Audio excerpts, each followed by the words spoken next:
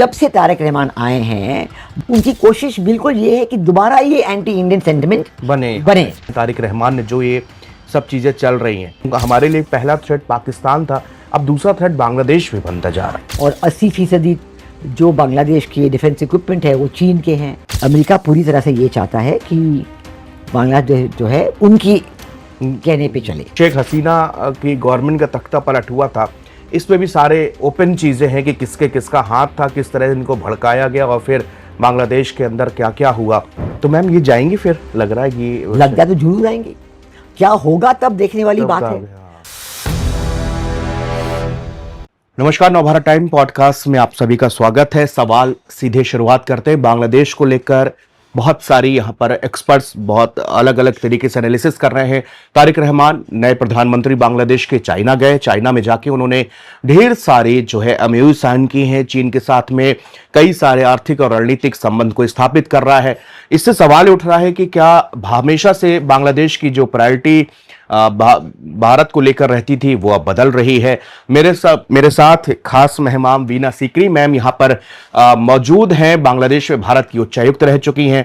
एक बार मैम इस पूरे दौरे को आप सेल्फ एनालिसिस आपका क्या कहता है? मेरा ख्याल है कि सबसे पहले हमें ये समझना चाहिए कि 2 सालों से जून जुलाई 2024 से बांग्लादेश में हो क्या रहा है। इससे पहले तो प्रधानमंत्री शेख हसीना थी 15 साल के लिए, लेकिन जब तख्ता पलट हुआ ये एक बहुत मेटिकुलसली प्लान तख्ता पलट था। ये कोई स्टूडेंट्स रिवोल्ट ऐसे कुछ नहीं था। ज़रूर जेनजी के लोगों को इस्तेमाल किया गया था, लेकिन इसके पीछे बहुत भारी हाथ था। पाकिस्तान का हाथ था, उसके पीछे वेस्टर्न पावर्स का हाथ था। और बांग्लादेश में सबसे बड़ी अहमियत जो हुई है 2 सालों में 2024 अगस्त के बाद, वो जमाते इस्लामी की है। और एक्चुअली पावर सत्ता जो है वो उनके हाथों में गया है, और 2 सालों से वही है जो ये पावर को इस्तेमाल कर रहे हैं, यूटिलाइज कर रहे हैं अपने ऑब्जेक्टिव्स फुलफिल करने के लिए। और जमाते इस्लामी का सबसे बड़ा ऑब्जेक्टिव क्या है? आप देखेंगे कि 1971 से जब लिबरेशन वॉर हुआ था तो बांग्लादेश में पूरा देश, पूरे लोग, तब ईस्ट पाकिस्तान था, वो उबल के आ गए थे, कहा कि हम पाकिस्तान की डोमिनेशन नहीं एक्सेप्ट करेंगे। लेकिन पाकिस्तान बांग्लादेश में किसके जरिए ऑपरेट कर रहा था? जमात इस्लामी के जरिए। तो 55 ईयर्स से यही चला। उससे पहले भी पाकिस्तान के लिए जमात इस्लामी उनका पार्टनर बांग्लादेश में हमेशा रहा है। और अब जब जमात इस्लामी के हाथ में सत्ता है इफेक्टिवली, तो ये पाकिस्तान ही है जो ये सत्ता एक्सरसाइज कर रहा है। और 2 सालों से हमने देखा है कि पाकिस्तान के जो सीनियर आर्मी ऑफिसर्स हैं वो बांग्लादेश आर्मी में एम्बेडेड हैं। और जो सारे 55 साल से रिस्ट्रिक्शंस थी पाकिस्तान पे, वीज़ा रिस्ट्रिक्शंस थी, ट्रेड रिस्ट्रिक्शंस थी, पीपल टू पीपल, वो सब हट गए हैं। और बिल्कुल जैसे प्री 1971 वाला सिचुएशन वहाँ पे आ रहा है। और पिछले हफ्ते में यही देखने को मिल रहा है। और सब बांग्लादेश में यही कह रहे हैं कि पिछले हफ्ते से बांग्लादेश में सिर्फ रैडिकल ऑर्गेनाइजेशंस के फ्लैग दिख रहे हैं। आईसिस, हिज़्बुत ताहरीर, जैश ए मोहम्मद, लश्कर ए तैयबा, हजारों की तादाद में, कहते हैं कुछ 15 लाख फ्लैग्स कहीं से आ गए, सब अलग अलग ऑर्गेनाइजेशन के। और पूरे बांग्लादेश में शो ऑफ स्ट्रेंथ हो रही है कि इनके फ्लैग फहराए जा रहे हैं और लोगों को कहा जा रहा है कि ये हैं लोग जिनको आप फॉलो कीजिए। और यही सो ये स्थिति जो बांग्लादेश में हो रही है, फिर भी अगस्त 2024 में जब मोहम्मद यूनुस चीफ एडवाइजर बने थे, हालांकि उनके पीछे तो जमात इस्लामी का सत्ता था, लेकिन वो तो उनके फ्रंट स्पोक्समैन या पापेट जो भी कह दीजिए, हमारी सरकार ने फिर भी उनको कहा कि देखिए, हमारे रिश्ते बांग्लादेश के साथ बहुत गहरे हैं और हम चाहते हैं कि ये रिश्ते कंटिन्यू रहे और डेवलप करें। और हम बिल्कुल तैयार हैं कि हम आपके साथ कि जो पहले एडवांसमेंट हुए थे, डेवलपमेंट्स हुए थे, उनको हम लगातार करते रहें, वो प्रोजेक्ट्स कंटिन्यू हों, हम तैयार हैं। लेकिन मोहम्मद यूनुस की सरकार से कोई हमारी पॉजिटिव रिस्पॉन्स नहीं मिला था। वही तो इंटरेस्टेड ही नहीं थी। भारत कभी आए ही नहीं 2 सालों में। एक आध बैंकॉक कहीं मुलाकात हुई थी बिम्स्टेक के समिट के साइडलाइंस पे, और वही बात हुई थी, लेकिन उन्होंने कोई भी दिलचस्पी नहीं दिखाई। होता है कि अगर आपका कोई बड़ा नेबर है, फ्रेंड हैं, तो आप चाहते हैं उनसे बात करें, तय करें। बिल्कुल उनकी कोई दिलचस्पी नहीं थी और लगातार यही देखने में आता था कि पाकिस्तान का रवैया जो है वो बिल्कुल बदल गया है। जब इलेक्शंस हुई और उस वक्त फरवरी के महीने में, अब 4 महीने हो गए हैं, 4.5 महीने हो गए हैं, जब इलेक्शंस हुई तो जमात इस्लामी तब तक 2 सालों में उनकी ये पूरी उम्मीद थी कि उन्हीं के हाथ में सत्ता आएगा, कि वो इलेक्ट हो जाएंगे और उन्हीं के हाथों में सत्ता आएगा। लेकिन ये एक देखिए बांग्लादेश में कि सबसे बड़ा ग्रुप मेरे एस्टिमेट में 2 ग्रुप थे जो बिल्कुल ही नेगेटिवली अफेक्टेड थे जमात इस्लामी के आने में। सबसे बड़ा ग्रुप जो था वो औरतों का ग्रुप था। जो वुमेन्स ग्रुप बांग्लादेश में 2 सालों में जितनी तकलीफें उनको मिली बल्कि आपको पता है कि बांग्लादेश की औरतें बहुत ही एंटरप्रेन्योरियल हैं, बहुत ही एक्टिव है, वेल एजुकेटेड हैं, और जो बांग्लादेश का सबसे बड़ा एक्सपोर्ट इंडस्ट्री है रेडीमेड गारमेंट्स का, उसमें लाखों मतलब करोड़ों की तादाद में औरतों की एम्प्लॉयमेंट है वहाँ। लेकिन जो मोहम्मद यूनुस ने इन 1.5 सालों में अपना जो बांग्लादेश भारत के ट्रेड का पैटर्न था उसको सबको डिस्टर्ब कर दिया।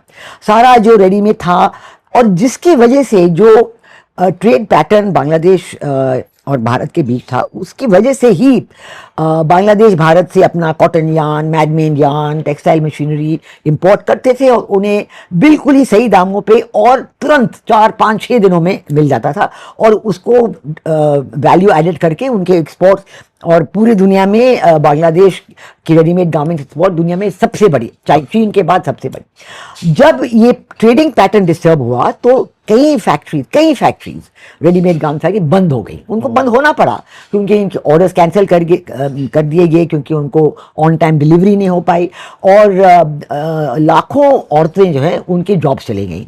और जब उनकी जॉब चली गई तो बिल्कुल वो नाराज थे। फिर जब वो जाए जॉब देखने के लिए, जमात इस्लामी उनके सामने, आप अकेले क्यों जा रहे हैं, आपका स्कॉट कहाँ है, कि आप कहाँ नौकरी कर रही हैं, बिल्कुल उन पे ऐसे सवालात हुए।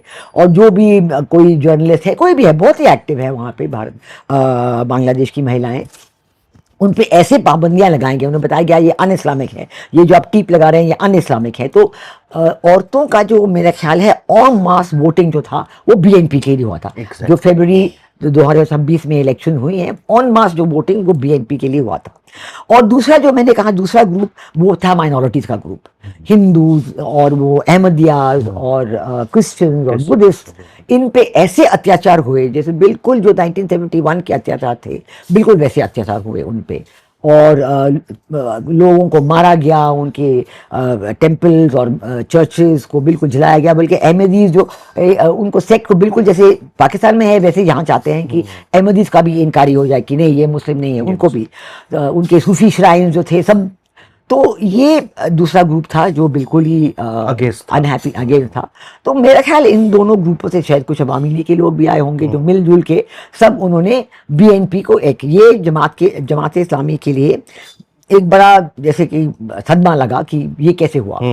लेकिन बात ये है, उम्मीद सब लोगों की ये थी कि अब तारिक रहमान सत्ता में आ गया है, प्रधानमंत्री बन गए हैं, बहुत अच्छी बहुमत है उनकी, तो सबकी उम्मीद ये थी कि वो बिल्कुल जैसी उनकी माता जी थी, जब मैं वहाँ पे हाई कमिश्नर थी तो खालिदा जिया प्रधानमंत्री जी थी, उनका जो है सत्ता पे पूरा कंट्रोल था और सबको लगा कि ठीक है तारिक रहमान का भी कंट्रोल रहेगा और वो ज़रूर जो जमात इस्लामी की नीतियाँ थी वो बिल्कुल बदल देंगे।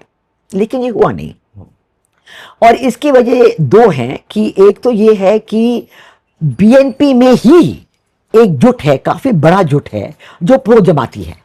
ओके, ये बीएनपी के अंदर ही है? जी, बीएनपी के अंदर भी है, बल्कि उनके कई मंत्रियां हैं जिनके मैं नाम नहीं लेना चाहूंगी, लेकिन फिर भी ऐसे मंत्रियां हैं, सीनियर मंत्रियां हैं जो बिल्कुल जमात इस्लामी उन्हीं की आइडियोलॉजी पे काम, उनकी आइडियोलॉजी। क्योंकि आपको पता ही है जब मैं भी थी वहाँ पे, जो उन 5 सालों में 2001-2006 में बीएनपी और जमात इस्लामी का अलायंस गवर्नमेंट था, वो एक साथ सरकार में थे, और तब से ही उनके जो रिश्ते हैं काफ़ी बढ़ते गए हैं। ये जो 15 साल शेख हसीना की थी उसी समय भी उनके रिश्ते बढ़ते गए। और वैसे भी जमात इस्लामी एक काडर बेस्ड ऑर्गेनाइजेशन है, उनके रूट्स गांव में हैं, रूरल एरियाज में हैं और उनका सत्ता वहाँ है। लेकिन जो बीएनपी है वो एक अर्बन ऑर्गेनाइजेशन है और ये बिजनेसमैन वगैरह वो उनके मेंबर्स हैं। तो इसलिए बीएनपी हर एक तरीके से काफ़ी हद तक जमात इस्लामी पे निर्भर है कि वो उनके सपोर्ट के लिए, उनके रैलीज में लोग लाने के लिए, ये फंडिंग के लिए, फंडिंग भी, क्योंकि जमात इस्लामी उनके बहुत सारे इकोनॉमिक ऑर्गेनाइजेशंस हैं, बैंक्स हैं, हॉस्पिटल्स हैं, एजुकेशनल इंस्टीट्यूशंस हैं। तो सब चीज़ों के लिए यही देखा जा रहा है कि बीएनपी काफ़ी हद तक जमात इस्लामी पे डिपेंडेंट है। तो इसलिए ये जो उम्मीद थी कि बीएनपी के सत्ते में आने से कुछ फर्क पड़ेगा, बिल्कुल ऐसे कोई चीज़ नहीं हुई। और सारे जो डिसीजंस मोहम्मद यूनुस ने लिए थे वही अभी तक लागू हैं। एक भी ऐसा कोई डिसीजन मुझे पता नहीं जो जमात इस्लामी ने आगे लिया था और जो तारिक रहमान ने बदला हो। बिल्कुल एक भी ऐसा कोई डिसीजन नहीं है। और ज़रूर ये है, मैं कह सकती हूँ कि जो जमात इस्लामी का ऑब्जेक्टिव था, उनका ऑब्जेक्टिव ये था कि 18 महीनों में उन्होंने एक समितियां वगैरह बनाई हुई थी, कॉन्स्टिट्यूशनल रिफॉर्म कमीशन एक बनाए हुए थे, और उन्होंने उसके ज़रिए एक जुलाई नेशनल चार्टर बनाया था। और एक ज़रूर स्टूडेंट्स पार्टी भी है, नेशनल सिटीजन पार्टी, जो स्टूडेंट्स पार्टी कहलाती है, लेकिन उनमें कोई स्टूडेंट्स हैं ही नहीं, वो सब जमात के लोग हैं, सब जमात के लोग हैं। और यूनिवर्सिटीज़ में भी जो लगता था सड़कों पे स्टूडेंट्स आ गए हैं, वो उस वक्त वो बहकावे में आके आ गए थे, और उन्होंने सोचा था कि वाकई जमात इस्लामी हमारे सपोर्ट में है और स्टूडेंट्स को फेवर करे। ऐसी कोई बात हुई नहीं, बल्कि उन्होंने देखा कि बाद में जो इलेक्शंस हुए यूनिवर्सिटीज़ में, वो सब में जमात के लोग आ रहे हैं। तो जमात इस्लामी ने अपनी समितियाँ बना के, वो प्रोफेसर अली रियाद हैं, अमेरिकन प्रोफेसर हैं, खलील रहमान भी अमेरिकन नेशनल हैं जो अभी फॉरेन मिनिस्टर हैं, और पहले वो नेशनल सिक्योरिटी एडवाइजर्स थे। तो अमेरिका का हाथ तो बहुत भारी है। और जब उन्होंने जुलाई नेशनल चार्टर बनाया एक, और वाकई वो जुलाई नेशनल चार्टर के जरिए वो ये कहना चाहते थे कि अब ये नया रेवोल्यूशन है, लिबरेशन वॉर को भूल जाइए। वो तो चाहते थे उसका नाम भी हटा दिया जाए, लेकिन बांग्लादेश में ऐसे पॉजिटिव फीलिंग है लिबरेशन वॉर के लिए कि वो बिल्कुल उसकी नाम तो बिल्कुल हटा नहीं सके। लेकिन जुलाई नेशनल चार्टर को वो चाहते थे कि अभी जल्द से जल्द इसको अडॉप्ट किया जाए। इसमें तारिक रहमान ने ज़रूर थोड़ी सी रोक लगाई है, क्योंकि जो जमात इस्लामी ने कोशिश की कि इलेक्शन के तुरंत बाद 2 शपथ लेने चाहिए। एक शपथ मेंबर ऑफ पार्लियामेंट बनने के लिए, जिसमें आपको पता है कि जमात इस्लामी का भी काफ़ी तादाद में, कि उन्होंने अवामी लीग को तो बैन किया गया था, किया अभी तक है। और दूसरा शपथ चाह रहे थे कि कॉन्स्टिट्यूशन रिफॉर्म कमीशन, कि ये जो जुलाई नेशनल चार्टर बना है उसको लागू करके कॉन्स्टिट्यूशन चेंज करके पूरा सब कुछ नया। लेकिन तारिक रहमान ने इस पे रोक लगा दी। उन्होंने कहा नहीं, ये सिर्फ एक शपथ होगी, वो मेंबर ऑफ पार्लियामेंट की। ये दूसरी शपथ जो है वो अनकॉन्स्टिट्यूशनल है, क्योंकि एक तरफ से आप कह रहे हैं कि हम कॉन्स्टिट्यूशन को प्रोटेक्ट कर रहे हैं, हम मेंबर ऑफ पार्लियामेंट बन रहे हैं, दूसरी तरफ से आप एक और शपथ दिला रहे हैं कि हम कॉन्स्टिट्यूशन को चेंज करेंगे। तो ये तो कॉन्स्टिट्यूशन तो हो ही नहीं सकता। तो इस वक्त, उस वक्त फरवरी के महीने में ज़रूर तारिक रहमान को इस बात पे रोक लगाई थी। लेकिन इसके अलावा, और मेरे ख्याल है इसके साथ भी उनको काफ़ी, और बाकी जो जमात इस्लामी की उम्मीद थी कि प्रेसिडेंट ऑफ बांग्लादेश यूनुस बन जाएंगे, मोहम्मद यूनुस को वो चाहते थे वो प्रेसिडेंट बनाएं, ये भी अभी तक तो नहीं हुआ है, आगे चल के देखते हैं। लेकिन बाकी सब चीज़ों में बिल्कुल, और आप ने बिल्कुल सही फरमाया कि जो लग रहा था, जो उन्होंने आश्वासन दिए थे, जो उन्होंने भारत और तारिक रहमान के बीच ज़रूर बातचीत तो ज़रूर हुई थी पहले, इलेक्शन से पहले।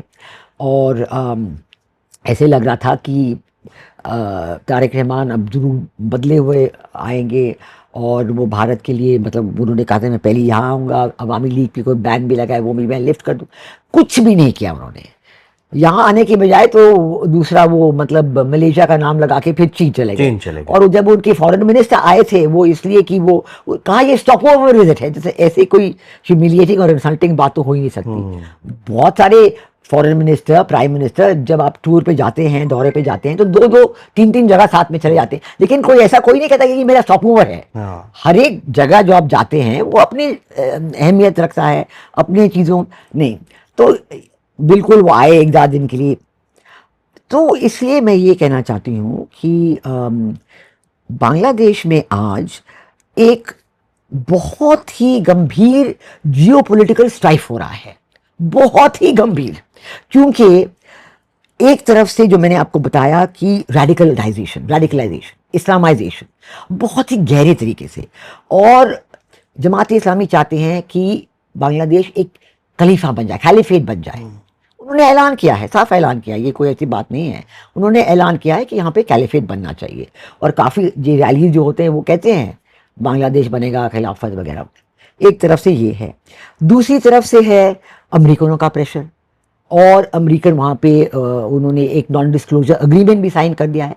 चंद ही दिन, इलेक्शन के 2-3 दिन पहले उन्होंने एक non disclosure agreement Mohammad Yunus के साथ साइन किया है, जिसमें एक ट्रेड डील भी है, जिसमें टर्म्स ऑफ ट्रेड बांग्लादेश के खिलाफ हैं काफ़ी, जो कहा जाता है, हालांकि एक गुप्त डॉक्यूमेंट है लेकिन काफ़ी मतलब फैला गया है।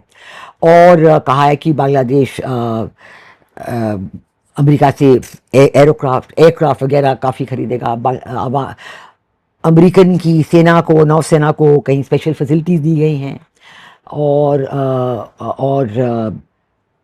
अमेरिका पूरी तरह से ये चाहता है कि बांग्लादेश जो है उनकी कहने पे चले। और तीसरा जो है वो चीन का है, क्योंकि चीन का पल्ला तो पहले से ही वो इकोनॉमिक रिलेशन बांग्लादेश के साथ काफ़ी बढ़ा चढ़ा के बनाए हुए थे। फिर डिफेंस कोऑपरेशन जो है बांग्लादेश और चीन के बीच, वो तो ज़िया रहमान के टाइम से लगातार आ रहा है, और 80% जो बांग्लादेश के डिफेंस इक्विपमेंट है वो चीन के हैं। चीन ने अब 2 सबमरीन भी दिए हैं बांग्लादेश को, वहाँ एक सबमरीन बेस भी बनाया है उन्होंने चिटगांव के आसपास। तो ये 3 जो स्ट्राइक्स हैं बिल्कुल मिलजुल के एक बहुत ही गहरा और डेंजरस, भारत के लिए डेंजरस जियोपॉलिटिकल स्ट्राइक बांग्लादेश में आज की तारीख में हो रहा है। और इसकी वजह से हमें सब कुछ जो हम बांग्लादेश में देखते हैं, समझते हैं, वो इस नज़रिए से हमें देखना चाहिए। तो ये मैम जो 2 चीज़ें सबसे पहले लोग मतलब आपने तो बहुत हिस्ट्री से इसको समझाया कि कैसे चीज़ें बदलती चली जा रही हैं, लेकिन बांग्लादेश ने तीस्ता और मोंगला पोर्ट के जरिए ये भारत को एक स्पष्ट रणनीतिक संदेश यहाँ से एक दिया है कि भैया अब आपकी प्रायोरिटी हमारी चाइना है, इंडिया नहीं।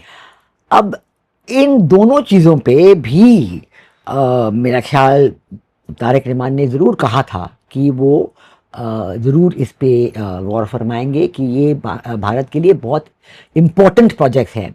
मैं आपको बता दूं कि जब प्रधानमंत्री शेख हसीना थी उस वक्त भी इन दोनों चीज़ों पे बातचीत हुई थी, और भारत ने प्रधानमंत्री शेख हसीना को साफ साफ कह दिया था कि चीन का वो तीस्ता का जो वाटर मैनेजमेंट प्रोजेक्ट है बांग्लादेश में, तीस्ता की नदी भारत में भी है और बांग्लादेश में भी है, और जो वाटर मैनेजमेंट कर वो चाहते थे वो प्रोजेक्ट चीन को नहीं जा सकता, इट्स अ सिक्योरिटी थ्रेट है।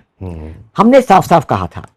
और मोंगला पोर्ट का डिसीजन तो हो ही गया था कि भारत इसके डेवलपमेंट और मॉडर्नाइजेशन का करेगा। उसके साथ साथ एक स्पेशल इकोनॉमिक जोन भी था, वो एक तीसरी अलग बात थी, लेकिन मोंगला पोर्ट और का मॉडर्नाइजेशन और डेवलपमेंट भारत करेगा, और Teesta river water development and management in Bangladesh ये भी भारत करेगा। ये प्रधानमंत्री शेख हसीना ने ऐलान किया था जून 2024 में, वो भारत आई थी कुछ ही हफ्ते पहले, हाँ। और उसका जो ज्वाइंट स्टेटमेंट आप देखेंगे उसमें लिखा हुआ है, और मोंगला का भी जिक्र है, मोंगला का एक MOU भी पहले साइन हो चुका है, और तीस्ता का भी उसमें जिक्र है। और जरूर मोहम्मद यूनुस ने इन चीज़ों पे अदल बदल की। जब वो अपने 18 महीने वहाँ थे तो उन्होंने ये भी सब कुछ चेंज कर दिया, ये भी नहीं होगा, वो भी नहीं होगा, ये भी नहीं होगा। और उम्मीद तो पूरी ये थी कि जब एक बार तारिक रहमान आ गए हैं तो वो इसको सही तरीके से देखेंगे और वो समझ जाएंगे कि भारत की जो सिक्योरिटी कंसर्न्स हैं वो उन्हें मानने ही पड़ेंगे, क्योंकि यही है एक basis for good relation between India and Bangladesh. और मैं आपको बताऊं क्या फर्क पड़ा जब मैं थी वहां और प्रधानमंत्री खालिदा जिया थी, BNP की शासन थी, और 15 साल जो शेख हसीना थी, उन दोनों पीरियड में एक ही फर्क था, सिर्फ ये कि खालिदा जिया जो है वो भारत की सिक्योरिटी इंटरेस्ट को बिल्कुल स्वीकार नहीं करती थी, और support for north east Indian insurgent group, ULFA वगैरह सब वहां पे बांग्लादेश में थे, उनके घर थे, उनके बिजनेस थे, बैंक अकाउंट थे, और उनके कैंप्स बनते थे, वो ट्रेनिंग होती थी, और जब भी हम जिक्र करते थे वो बिल्कुल स्वीकार ही नहीं करते थे। नहीं, उन्होंने तो पार्लियामेंट में खालिदा जिया ने ये भी कहा था कि इन ग्रुप्स ने हमें अपने लिबरेशन वॉर में हेल्प की, तो अब हम इनको हेल्प करेंगे। जब शेख हसीना आई उन्होंने साफ कहा कि for good relationship we have to respect each others security red lines, जो ये सिक्योरिटी इश्यूज है उस पर हमें गौर फरमाना चाहिए दोनों तरफ से, और इसलिए मैं करूंगी, और मैं बिल्कुल तो इमीडिएटली सारे कैंप्स बंद हो गए, अनूप चेटिया को हैंड ओवर किया गया, लीडर्स मारे गए, बिल्कुल 15 साल। आप यकीन नहीं करेंगे, आपने देखा ही है नॉर्थ ईस्ट इंडिया में इन ग्रुप्स का कोई भी एक्टिविटी नहीं थी, बल्कि इंसर्जेंसी खत्म हो गई थी, और नॉर्थ ईस्ट में पीस और डेवलपमेंट आया था, उनकी तरक्की हुई थी, इतने प्रोग्राम उनके बने, इतनी उनकी जो 2-3% वो ग्रो करते थे, अब उनकी भी 6-7% ग्रोथ आई, और भूल ही गए लोग कि कभी हमारे यहाँ इंसर्जेंट भी थे। और अब जब से ये मोहम्मद यूनुस आए हैं तब से दोबारा परेश बोरा फिर से वहां आ गया है। तो यही मैं कह रही हूं कि ये सबसे जरूरी बात है कि जो भी सरकार बांग्लादेश में हो, उन्हें इंसर्जेंट ग्रुप्स जो बांग्लादेश जो भारत की सिक्योरिटी रेड लाइन्स है उनके रिस्पेक्ट करनी चाहिए। ये बहुत जरूरी बात है, और यही हमारा सबसे पहले दावा है, जो भी सरकार बांग्लादेश में हो।